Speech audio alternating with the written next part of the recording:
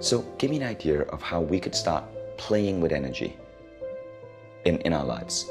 Yeah, I can give you a really concrete energy system that you can use right away. It's very similar to what we just talked about. So anytime you're going into a situation where you need to communicate, whether it's with your spouse or your business partner or your children, and you want to make sure that it goes really well, what I'd recommend is that you sit down.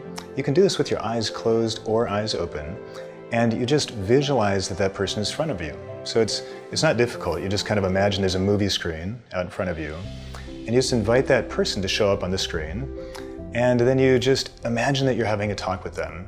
And the reason I say imagine is not that it's not real, but because most people believe they can't do it. But if I say imagine it, then you think, okay, I can at least imagine that it's happening, right? And then just have the conversation that you want to have with the person, just from your spirit, your energy, to their spirit and their energy. And what you'll notice is that when you have this conversation, all the normal sort of noise and kind of BS that might happen in the physical world, that whole layer is gone. And it's very honest, it's very clear in the communication. So it's very fast. You can find out what the person is going to feel about the things that you're saying. But on this level, there's no judgment, so it's a very nice conversation. And what you'll find is then when you move into the actual conversation, it's like it's already happened. And I'll tell you a funny example, because this can be really powerful. This is many years ago. I was a software engineer, and I was going in for a review. And I really wanted a different job. I didn't want to keep doing what I was doing. And I wanted to get a big raise, which wouldn't fit with what I was doing. And so I just sat down about 10 minutes before my review, and I just tuned into my boss, and I told her, okay, I want to do something new, and it looks kind of like this. I just went through step by step, here's the new job I'd like, and I'd like to make this much money doing it. And so very simple. This was maybe a 2-minute meditation that I did right before. And then I go into her office, and something so funny happened. So we came in and she said, you know, I had all this stuff prepared for your review, but right before you came in, I just had this idea, and I want to know what you think about it.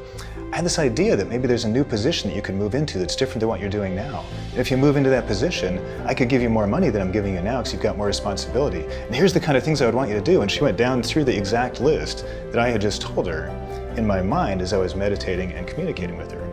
And so at that point, all I had to do is just say, that's a great idea, and just say yes and accept it. I didn't have to sell her on anything. And I've done this countless times. It's a very, very powerful technique, and everybody can do it because there's nothing tricky or complicated about it. And I want to add one thing to that technique. I started experimenting with these techniques actually when I was a teenager.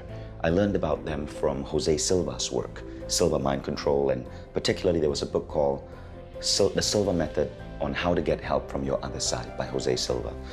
And when I got one of my first jobs in sales, I had to sell technology to law firms. And some of you may have heard this story, but before I would get on the call, because obviously you couldn't close an enterprise sales call in one shot.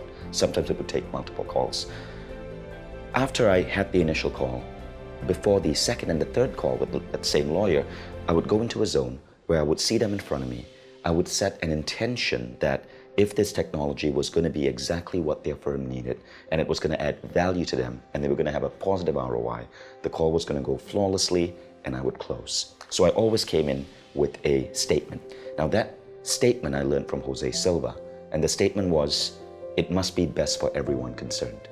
So I would command that if it was best for everyone concerned, for all parties, the sale would close.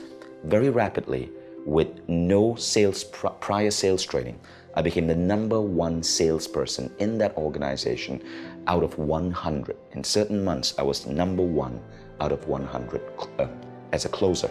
But I want to state how significant that was, because I wasn't full-time. Other people were full-time. They were working 40-hour weeks. I was working 20-hour weeks in sales. But I was able to do more closes than anyone else. And I remember going to my boss. Okay, so skeptical people, just listen to this. I remember going to my boss. His name was Dimitri. And he asked me, what is it that you're doing? And I go, I don't know. I think they call it ESP. And he goes, that's bullshit. That doesn't work. But whatever it is, keep doing it. So this stuff is really powerful. And you're right on that. I just kind of assume that it's in everybody's highest good. But that's a really good point. If you want to try to use this technique to just manipulate the world to conform to something that you want that's not good for other people, it doesn't really work.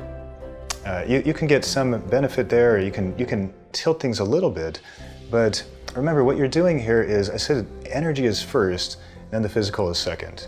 So by the time, like when I was talking to my boss, just the fact that we were working together and there were next steps coming, there are possibilities that already exist out in the future. And so what I was doing is just noticing which of those possibilities do I want, and essentially I was voting for that before we even got together. I'm going to vote for what I want by putting my attention and intention into it. And so that makes it more powerful and more likely to happen. But if I just made something up randomly that wasn't actually in the kind of probability space, I'm not going to be able to, I can't just imagine something impossible and make it happen.